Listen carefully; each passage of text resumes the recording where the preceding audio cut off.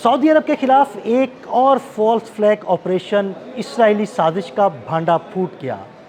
Israel की जानिब से ईरान पर मिसाइल दागने के दौरान सऊदी अरब को भी निशाना बनाया गया, लेकिन ईरान ने फ़ौरन उसकी तरदीद कर दी और कहा कि ये हमला ईरान की जानिब से नहीं किया गया। इस बारे में आमिर रज़ा से बात करते हैं। आमिर भाई, इसराइल क्या चाहता है? देखें, जंग जब शुरू हुई थी तब भी उसने अरामको पर हमला किया था और उसका इल्ज़ाम लगा ईरान पर, लेकिन वो बाद में साबित हुआ कि वो हमला ईरान ने नहीं किया। आज भी यही किया गया, इसराइल की जानिब से सऊदी अरब को निशाना बनाया गया, लेकिन ईरान ने फ़ौरन उसकी तरदीद कर दी। ये पहली बात तो यह है कि इसराइल शायद आज भी बहुत पुरानी सोच के अंदर दाखिल है।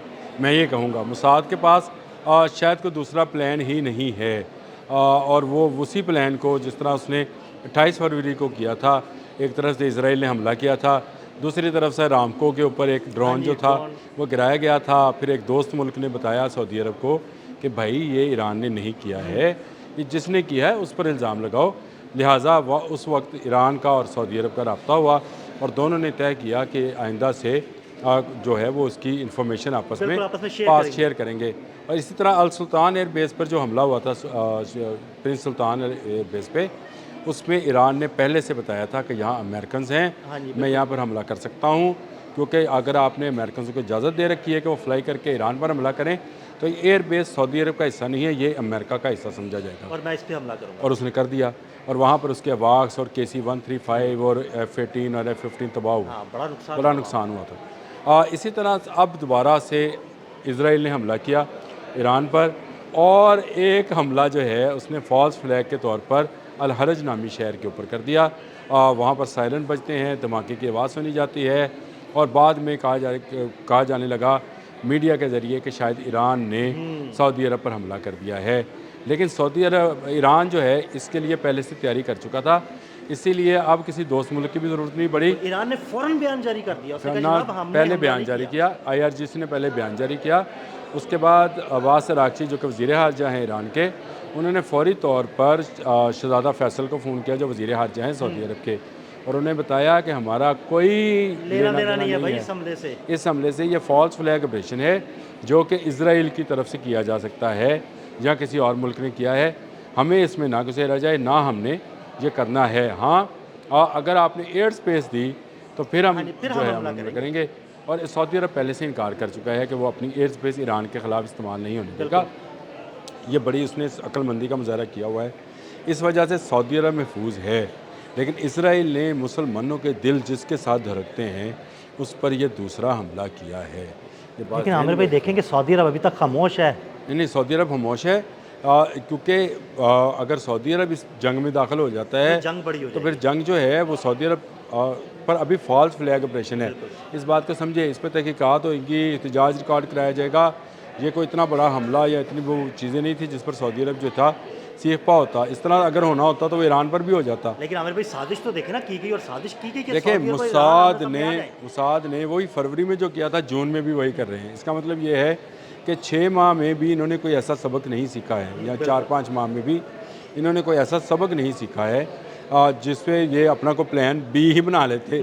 लेकिन वही प्लान है, उसी तरह से इन्होंने ईरान पर पहले एयर स्ट्राइक्स की हैं और उसके बाद अल हरज पर जो है हमला कर दिया है, और वहाँ पर धमाके की आवाज़ सुनी गई है।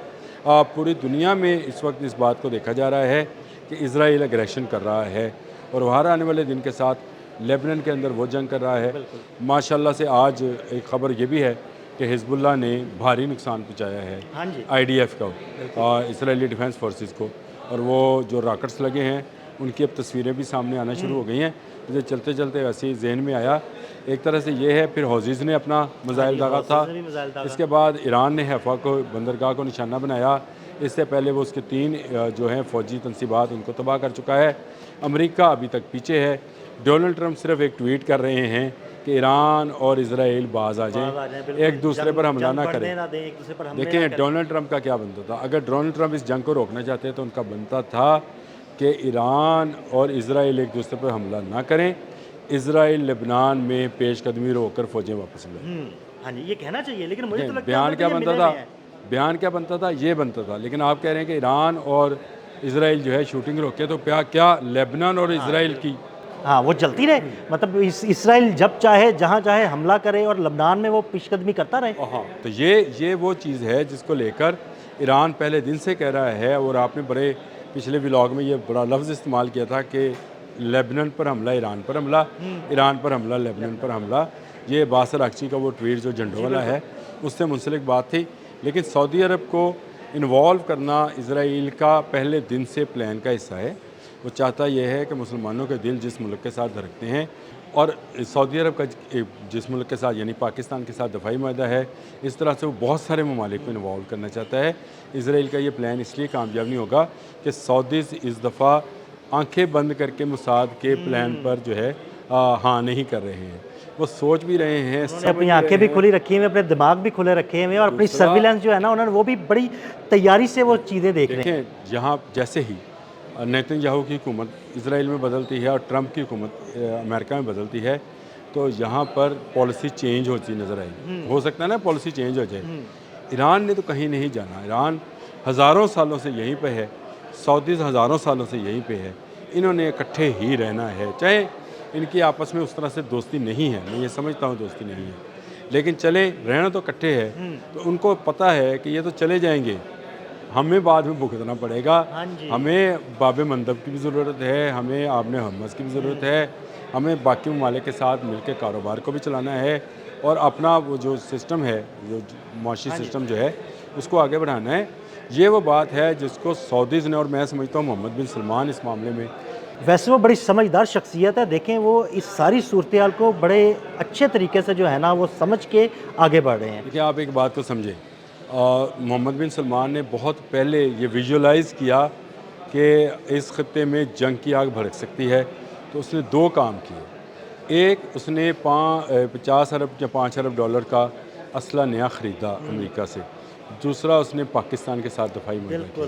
अब देखें, ये किसी भी हुक्मरान की दूरअंदेशी की एक मिसाल हो सकती है कि उसने एक ऐसे मुल्क के साथ जो कि एटमी क़ुव्वत थी, एक ऐसे मुल्क के साथ जिसने अपने से 10 गुना बड़ी फ़ौज को मारा था, एक ऐसे मुल्क के साथ जिसकी फ़ौज दुनिया में 5वें 6वें नंबर की बड़ी फ़ौज और मजबूत फ़ौज है, उसको, और जिगरे में तो नंबर 1 है, ऐसे जिगरे में नंबर 1 है, उस फ़ौज के साथ उसने हाथ मिला लिया। इसका मतलब है वो फोर्सिंग कर रहा था कि इसराइल जो है वो अपनी एक्सपेंशन के चक्कर में लेबनान, ईरान पर हमला करेगा। उसका जवाब जो है वो मुख्तलिफ़ तरीके से उसमें सऊदी अरब को इन्वॉल्व करेगा।